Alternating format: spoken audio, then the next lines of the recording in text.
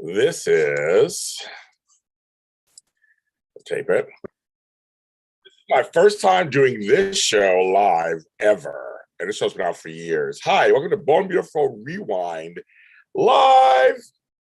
Yeah, some of you guys think it was going to be my JLJ this morning. I was going to do it as a celebration, but nah. Daytime today, later, I'll do something celebrating that too. But I thought I'll actually do this show live. If you're not a Bold and Beautiful fan, I'm sorry, but this is for Bold and Beautiful fans. And I am on. So if you're not a Bold and Beautiful fan, I'm so sorry. I'm only talking about Bold and Beautiful this morning because that's what the show is. I'm wearing my Bold and Beautiful hat. I just want to put it on for a second because I can't really, this thing can't, I got too much hair. I got too much hair. And I have my Forest of Creation shirt on. It is 35 years today. 35 years today. The show is 35 years old. I just heard from Catherine Kelly Lang. If you follow me on Twitter, she responded to my message. Catherine Kelly Lang is the queen of Bold and the Beautiful right now. Once Susan Flannery left, she moved up to queendom status. And I said, no matter what you think about, Brooke Logan's character, Catherine Kelly Lang is a daytime legend and deserves respect. She's being disrespected recently. And I'm like, it's a character. Why are you disrespecting her? It's a character. Soap fans sometimes are bonkers. You get on my goddamn nerves. Stop attacking actors. Shit. But anyway, my hair's crazy. This is my Bold and Beautiful hat. I've had it for years. I'm going to show you more Bold and Beautiful stuff I have. But meanwhile, I'm going to cover my hair because it's crazy.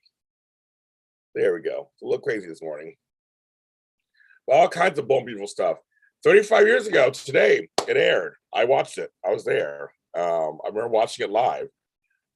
So I remember it. It was great.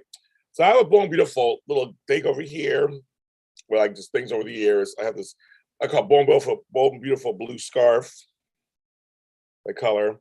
Now, I found this years ago, has the first 16 episodes. It's called How It All Began. Look how Ron Moss. Oh my God, isn't that amazing? And I got this. I forgot how I got this. I don't know if it's official or not, but I got it somewhere and I love it. But you can actually go to you can go to YouTube, Bold and Beautiful, and they're actually airing all the episodes. So I have that. When I was doing at AfterBuzz TV, I have anything that was this color blue, because Bold and Beautiful blue. I had in here. I haven't seen some of this stuff in years, folks. This stuff I have. I'm going to show you. I have the 10th anniversary book. This came out when I have all books from all the different shows. This came out in the 10th anniversary. These are notes from my time at AfterBuzz TV. Oh my God, it's so funny. That goes over there. But this book is great. I'm only talking about Bold and Beautiful today, everybody. This is Bold and Beautiful episode. Oh, I guess I'll show this to you too. Okay. It's a beautiful coffee table book that chronicles the first 10 years. Look at Lauren. So funny. It's a great book. They came out with a series of these. And it's just such, I interviewed him actually on this show, Dan McVicker. Interviewed him. But it's a great book. And it's the 10th anniversary. So I have this book, of course. Yeah. This is from 3 years ago.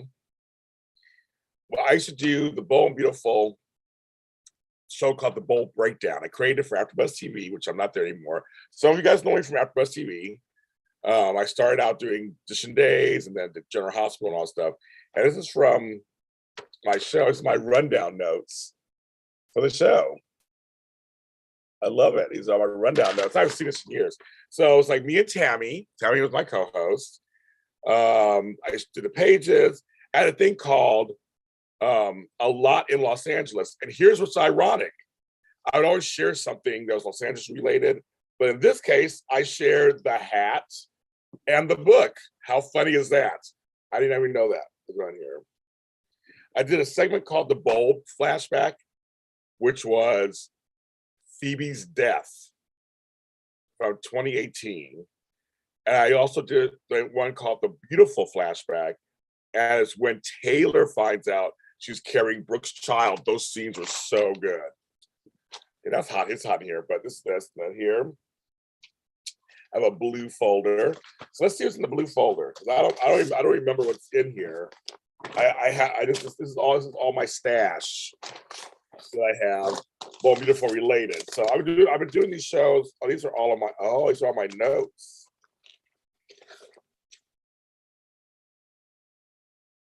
I started doing the show years. This when I was at AfterBuzz TV.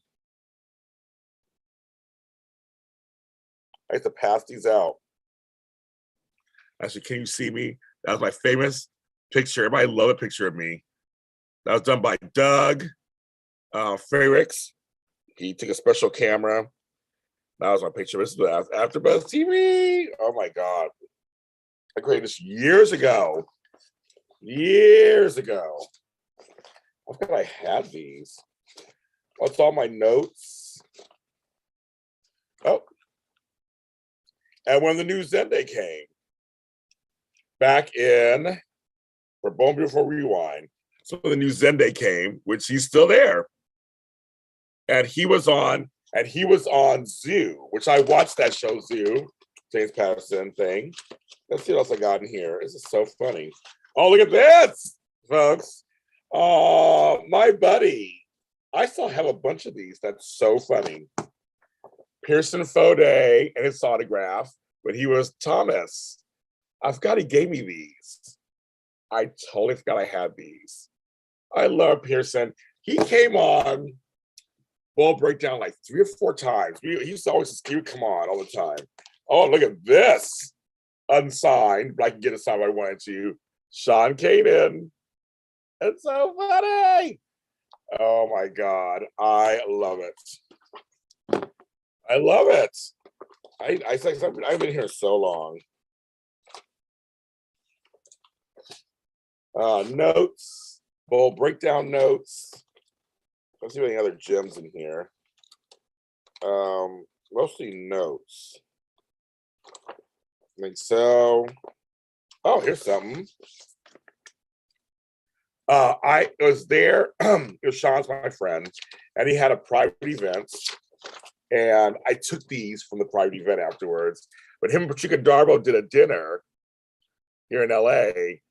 It was at a place called the 255 Grand. I took these with. I forgot I had these. Oh my God, it's so funny. I like mementos from places. So I took those. That was 2019. It was 2 years ago. 3 years ago. This is like my fast. Oh, this is so funny. Updates. Okay. And I also, my mug that broke, I got from a man. It broke, my Forster Creations mug. So that's why you don't see me drinking out of it, because it's just kind of hard to drink out of it. But I haven't thrown it out yet. I haven't got a new one yet either. That's a good picture of Sean, isn't it? My buddy. I think that's it. Of my bowl is all my notes. That's so funny. What's this? Okay. So those are little tidbits, things I have from Bold and Beautiful that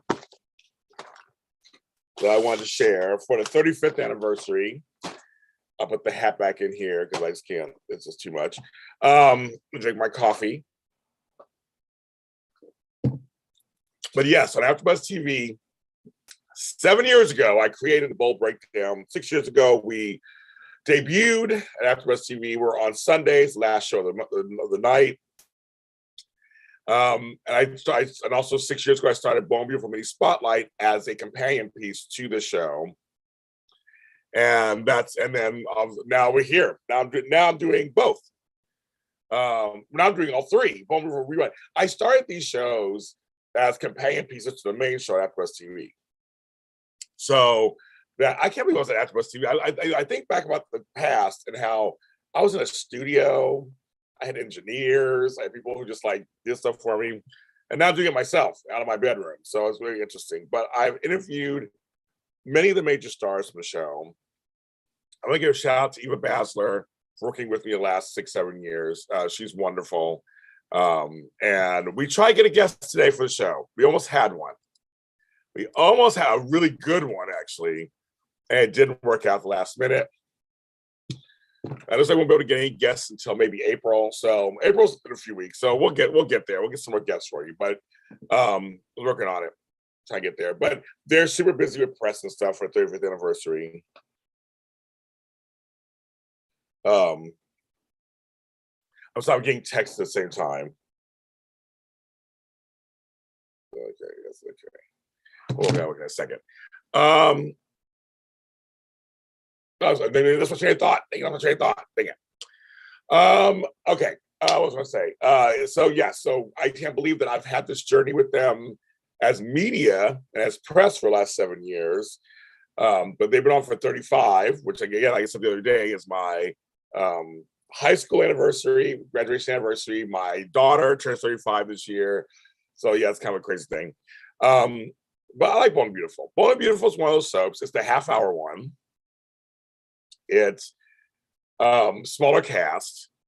It's had its moment, like all soaps. All soaps have up and downs. There's all soaps where you're excited to watch every day, and then some weeks they drag on through. They do 50 something weeks a year. It happens. Like not everything is good. I don't write everything I write is not good. I mean, just things happen. It's just things happen. But many of the actors are really good. They put their all into their roles. And I was just watching some of the comments recently, and people are just attacking the actors like it's just nobody's business. I'm like, really? Like, oh, it's just so rude.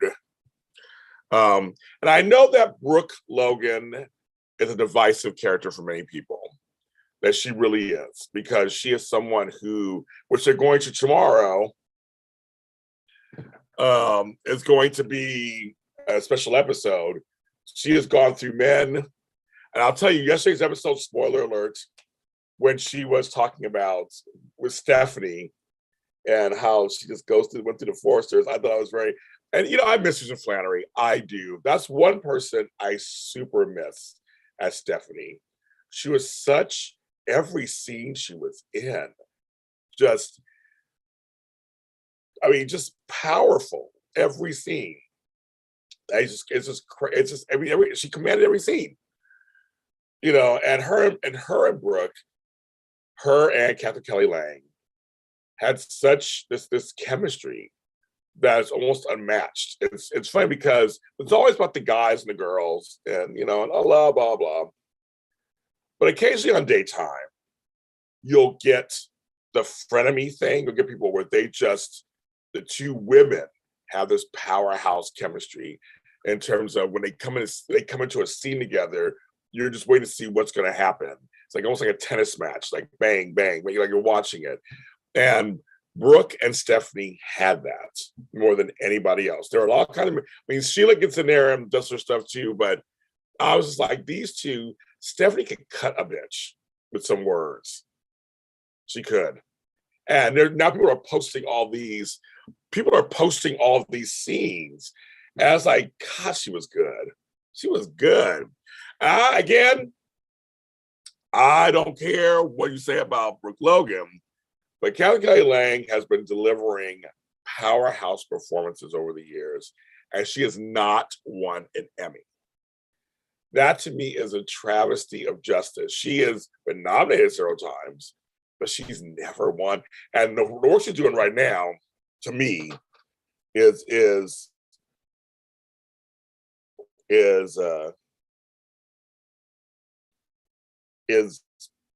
Emmy worthy. She's game of front. That's the thing about Bold. Bold has some silly stuff sometimes. They do a lot of repetitive things here and there, but then they'll surprise you. That it surprise you. It's very interesting. So everybody's today, for some reason, is a day that everybody's asking stuff from me today. I don't know what it is today. Some days you wake up and you're putting out fires all day long. Today is a day where everybody's demanding stuff from me today. Oh my God. Oh my God. It's like, oh, I don't know what's going on. It's just some days that happens, I guess. And right now I'm getting all these demands from people. I'm like, fuck everybody. I'm not doing anything. I might do that today. I might just say, fuck it. I'm not doing anything today. I don't know. It's crazy. Back to the show. I'm sorry. Just back to the show. This is live. So this is my life. It's live. But no, but she is Catherine Kelly Lang in every scene with her partners. She does amazing work. She does amazing work. And I think that's to be, again, separate the character. If you don't like the character, that's so good. That's kind of like, right, the mission of Lucy and Lucci, right? I mean, there you go. But you know what I mean? Like you don't like the character, great. But that means the actress or actors and is doing a great job. Oh, she does too. Same with Thomas. His stuff, that mannequin stuff was crazy, right? I'm telling you, there were those scenes when he thought he was losing his grip on reality and he needed help to help him not fall. And that man, it was amazing. He came on our show and got teary-eyed talking about it. Like, and I agree. I mean, it was just amazing work. There's times when they do amazing work. Same with Jacqueline McInnes Wood. There was when she was part of that drug storyline where you're like, wow, she's really giving it to you. She's giving it to you. When Annika, when she thought she lost Beth, those scenes were heartbreaking. Heartbreaking. You have to have ice in your veins to not be touched at all by those scenes.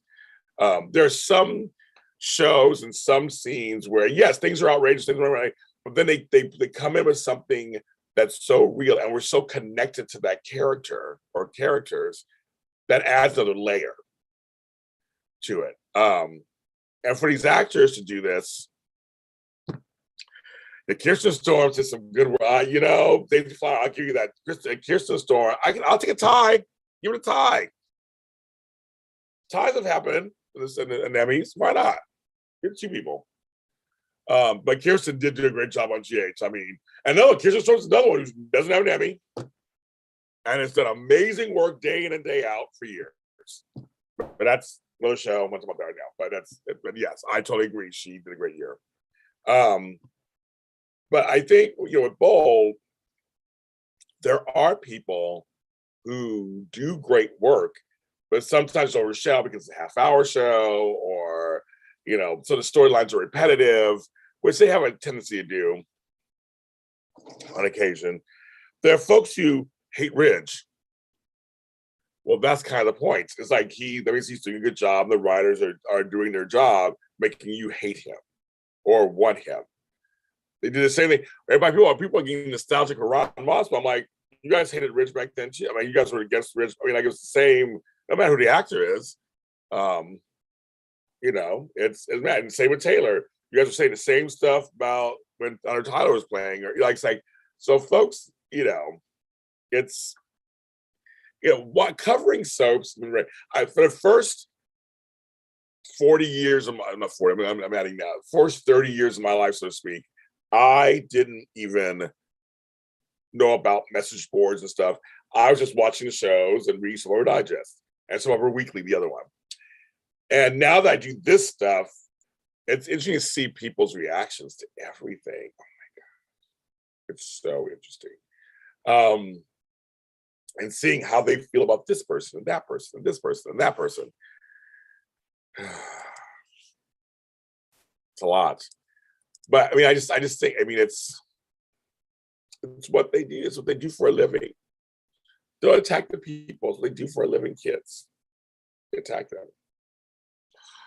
Oh, that's not happening. Sorry. That's not happening. I got two things to say.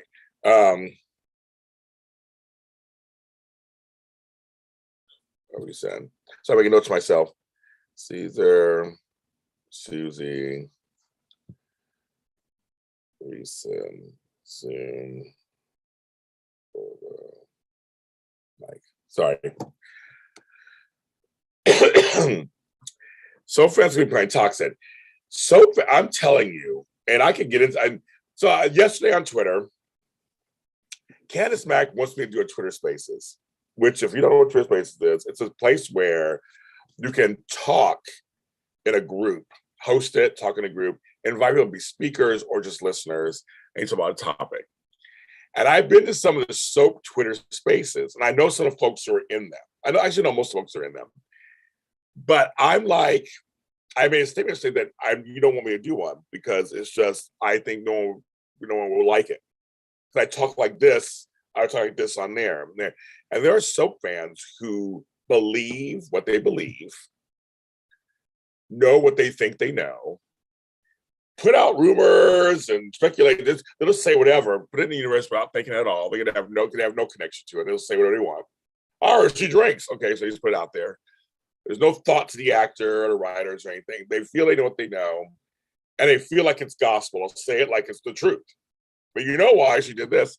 Meanwhile, they have no connection to the actor, the producers, the show. They've never been on set. They're not friends with anybody. I'm friends with a lot of people in this business. I know how this. I'm in the business. I know how this business runs. I know stuff that you'd be shocked to know, and other things where there's nothing there. I guess on both ends.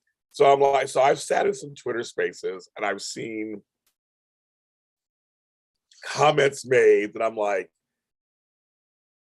I can't. I can't. And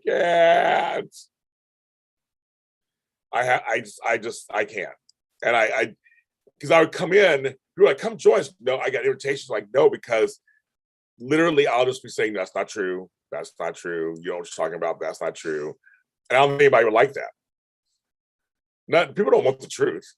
They want what they want. They don't want the truth. They want gossip and juicy and all that stuff they can have. They don't want the truth. So I'm like, you don't want me to come in there because I will be telling you, you're wrong, you're wrong, you're wrong. And in some cases, they still won't believe me because they still think, well, no, James is lying because he's friends with them. I don't know. This is why he goes, James, you're saying this because you're going to do one day. Nope. I have no plans of doing one. So,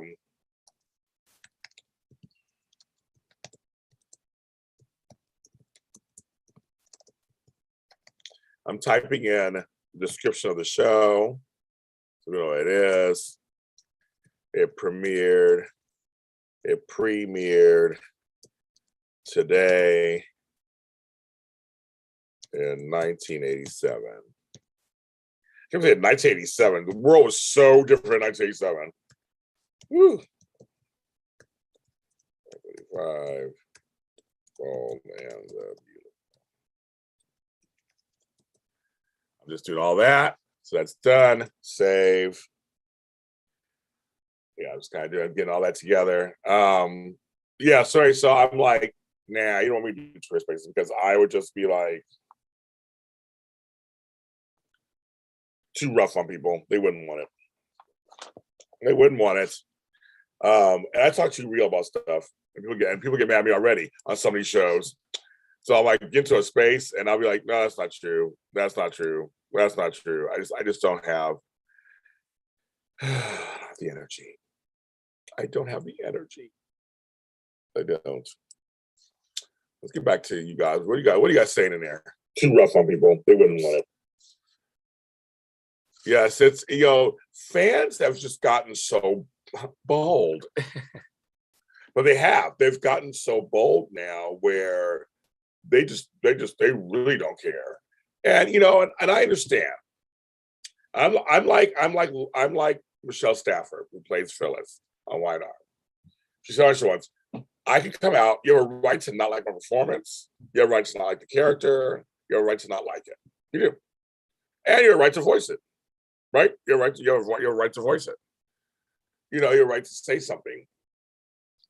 But I always wonder, so are you saying stuff just to get attention? Are you saying stuff just because you're a miserable person? Or are you trying to say something to get some debate going?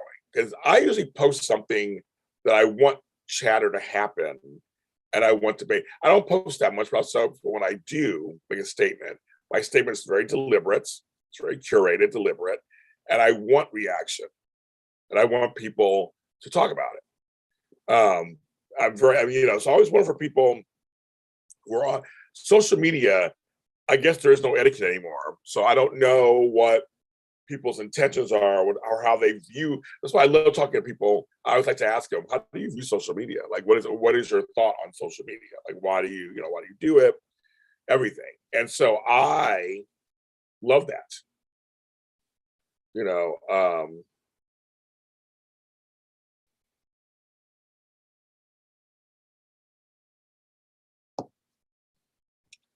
I get notes myself.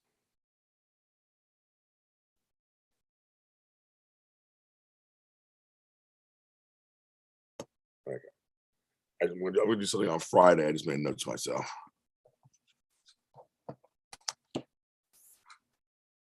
Okay. I made notes myself. I work at the same time while I'm doing all this.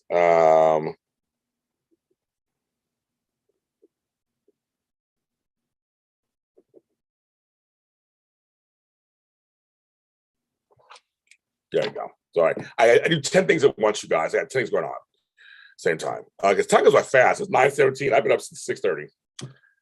Oh, it's crazy. Okay, back to the show. I soap fans, I always wonder how they view social media and how they view the use of it. Do they feel like it was my page, which I always say my page is not a democracy, dictatorship. So I just say what I want. Now, to me, that's fine if you don't tag actors and producers and try to drag everybody into it. If you're just talking on your page, I didn't like yesterday's episode. I don't care for the storyline. I don't want Ridge and Taylor back together. That's fine, right? That's a whole. I get that. But when you're like tagging the actor in there and you're horrible, and why you should do this, and the writers you say that to me is like, and when they use unnecessary language, and I'm just like, what is the purpose of all that? I pursue a marketing degree with digital concentration and social media plays a big part. Yep. Well, for people who are impersonal, so I just wonder how they view it, because there's no class, there's no like, okay, everybody, before you get on, like a driver's license, before you get on Twitter and Instagram, this is how you should use it. Here's a big test. There's a book to study, and take a test. Then you pass, you can go online. That's a good idea. Maybe we should do that. Just kidding. And we don't have that. So people get online, and then some people use it like they're texting. People use it like, it happens on Facebook. It happens everywhere. People use it however they want. And since Twitter is so text heavy, it's about writing what you feel. I just think it's something else. It's something else. It really is. And I am watching soap Twitter, and like somebody said on here, Marla, another fandoms, other Twitterers, fandoms. I'm seeing how it's getting darker. Even the Hardys went dark for a while. It was crazy. I was shocked, and I was shocked at how dark it went, and because of a storyline, and people felt cheated. And I just think it's called entertainment. There are things that happen, and you may not like them. You may like them. That's kind of the point. Right to be upset and feel, what you feel about it. But like people are wishing the show like to go off the air, and I'm not like it's. I mean, that's the sad thing. We have your right to say it. Your right to feel it and say it and do whatever you want. But I always still wonder, there's only 4 soaps left. Where is, here's the other thing. Here's the other thing too. Here's where I actually fans don't like me for this, and I don't really give a shit because I feel the same way. If you're gonna talk shit to me and tag me in tweets and directly talk shit to me, I have a right to clap back. Sorry. You're not gonna say just tell me I gotta just take it because you should just take it. You're a star on TV, or you're this or that. You can't say anything back. If you say anything back, oh, now he's being a fan. So I tell people all the time, if you directly tweet me at something at me, I'll make a choice. Sometimes I ignore stuff and just let it go. It's not really worth it. And sometimes I clap back. And I'm all for any head writers or producers or actors to clap back. Clap back. You're right to. I love the ones who are actually very eloquent when they go back to people. People are getting mad at Brian Bird. He's being mean, he's doing this. Well, you should have started it. Sorry, I have no sympathy for you. You started it. He would have no reason to clap back or be mean or seem insensitive to fans or whatever. Well, when you're clapping at him directly over a storyline, that's what you get. If I went after somebody, I expect them to come after me. I just would. I mean, it's like if I had the ball sack to say to your face on a tweet, I think you're the most horrible writer on earth, and you should blah blah. Well, now I have a right to say something. What I say, it could be anywhere from "I'm sorry you feel that way" to "fuck you." Just like, wait, seriously. I mean, that's a social media is a two-way street. And so when some fans get mad and go, he said he went off on me and start crying. I'm like, well, that's the point. I love this is about Bold and the Beautiful, which gets a lot of hate. But I just want to mention Perry Shen, my friend who's on General House who plays Brad. He trolls the bad comments. It's hilarious. They'll actually will be talking to him, not knowing it's him, about the character of Brad. God, I hate Brad. Why is it? Because you really hate Brad that much? Oh yeah, let's continue. They'll go, well, luckily I play him, and then they get quiet. Either the thread stops, or they're like, "Oh no, you're doing a great job." Like this, I love it. I love that he does this sometimes. He'll troll the comments, which he has the right to do. If you're gonna say you hate his character, sure, he has the right to say, so he has the right to say something back. I just think it's a two-way street. But fans feel very entitled. They are. Fans feel entitled. Someone leaked, and I haven't even watched it yet, but now I know, because I saw the leak actually by accident last night, because now it's becoming a big news. Someone leaked a major thing on YNR, and a lot of fans are pissed because we wanted to be surprised. We had a great promo, we wanted to be surprised on camera. And I keep telling people this on my shows, and fans get mad at me. And I don't really give a shit. I don't like spoilers. I don't want to know everything right away. I don't want to know. I want to unfold. Right now, this Bold and Beautiful twist, it's been fun to speculate. It's been fun to wonder. And every day I'm watching Bold and Beautiful live, excited to see, is this today? Is this today? Is this today? Very excited. It adds excitement to my viewing. If I know what's going to happen, then I'm sitting here waiting for it to happen. And some fans may argue, well, no, then I know what's going to happen, so then I can go, okay, now I can wonder how it's going to happen. Okay, I guess for you, that's fine. For me, I miss the element of surprise. It's called storytelling. I don't read the end of the book and go backwards. I read the book. I don't skip pages ahead. I just read it, and I want to see what comes from beginning to end. Oh, if fans come on my shows and yell at me because we don't do spoilers. We've been like that since AfterBuzz TV. None of us, Edition Days, we don't do spoilers. But everybody knows what's going on, and everybody say, "I forgot now," And one twist happens, and you're already thinking, "Well, what's happening over here?" It's like, enjoy the twist. Also, enjoy the twist. Let's see how it plays out. But many will argue with me and say, "Well, I have a right to speculate when a twist happens." Now we got. So this happens, well, then who's the daddy or who's the mommy? And blah, blah. It's like, I get part of that. But some people go so far as they're trying to actually find out what's going to happen before it happens. And I think, okay, so you find out, okay. It's like it's crazy. It's crazy to me. And so folks get mad at me because I'm always like, no, I don't want no spoilers. I don't want to talk about spoilers. And a lot of spoilers aren't even true. Thank you, Susan. A lot of these spoilers, I've seen some of these spoiler websites. I've gone to them. They're like, Max is going to shoot this. And there's all kinds of, it's not true.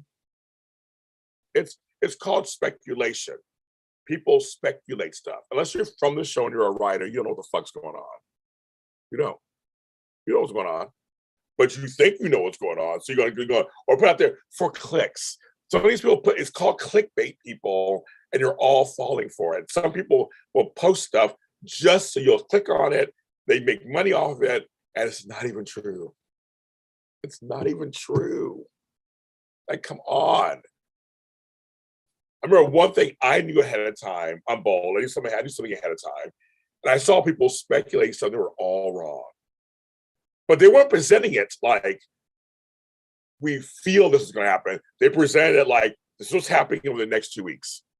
It was gospel. And they were like, and the way they wrote it was like, this is happening this day. And so I'm thinking fans who watched that show, I can go back to Bold and Beautiful, waiting for this stuff to happen. And when it doesn't happen, they get pissed. Well, I thought so-and-so was going to, well, no one ever said that. Someone said it, but no one, the show never said that was going to happen. So I just, I have a big thing about spoilers stuff. And so people want, would get mad at me on my shows on Sunday and like, they'll start bringing it up. And I saw like, some people in the chat room, I think it was for Bold or YNR. And they're like, don't worry about James. You can still talk about it, blah, blah, blah. I'm like, you guys are all missing the point. You're missing the point. Let's talk about what's happening now. We can have some, fun speculating what could happen out of what's happening now, and then wait till it happens. So I'm so glad. I am so glad so far the true nature of this twist has not gotten out. I'm so excited. I want to know so bad too. I want to know, but it's exciting when you know. And I'm like, so far, so good. I heard nothing. So exciting. So we're going to see. We're going to see how this plays out. I'm very excited that no one's gotten loose anywhere. So hopefully that could, be it. So we'll see. Yeah, I don't know. I don't know who's coming. I don't know if it's coming. I have no idea. I have no idea. And congratulations to Adrienne Franz and her husband. She played Amber. It's had their third child. Their kids are beautiful. Their kids are beautiful. So congratulations, Adrienne, and I forgot your husband's name, but congratulations to both of you guys. You guys are a cute couple, and your kids are just beautiful. I wish Amber would come back. It's another story, but she's having babies right now. She's been having babies. And she had her stint on that Days spinoff, Beyond Salem, her and her husband. So that was kind of fun to see her do that, but that was a little quickie.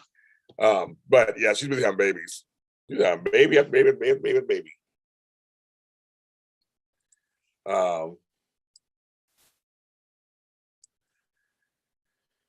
Yes. So that's enough of my rant for that. But it's just I'm seeing the landscape that on soap Twitter and so some of the soap Facebook groups, it's not fun to talk anymore. It's not fun.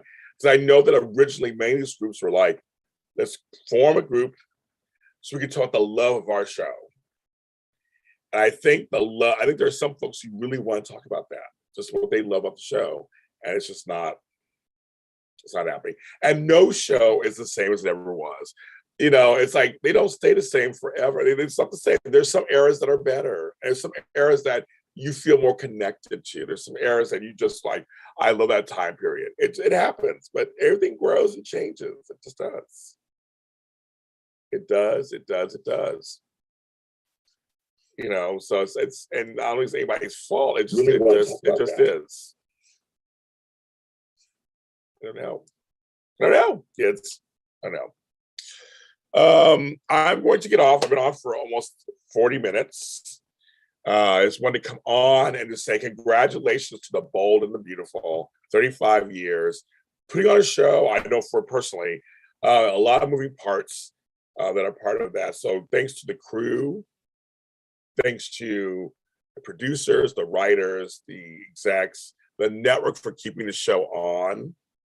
Sony Pictures, William J. Bell or Bell Productions, Television City here in LA where they film. I just want to say thank you to all of you for all of that. It's amazing, and you're doing an amazing job. And thank you. It is not an easy job to do, to put on a show every day. And Bold and Beautiful was the first to come back of any production, period, nighttime, daytime, during COVID. And again, they found ways to work through it that may have been a little laughable, but they found a way to do it. They did. So we should all celebrate everyone over there. Thank you. Thanks everybody in the chat room. Megan, Kirsten, Daisy Flower, Kenneth, George, all you guys, everybody who's in the chat room, thank you so much for commenting, being here with me in the morning. Jeannie, I love you guys also. Thank you so much. And happy anniversary, Bold and the Beautiful. We'll see you next time.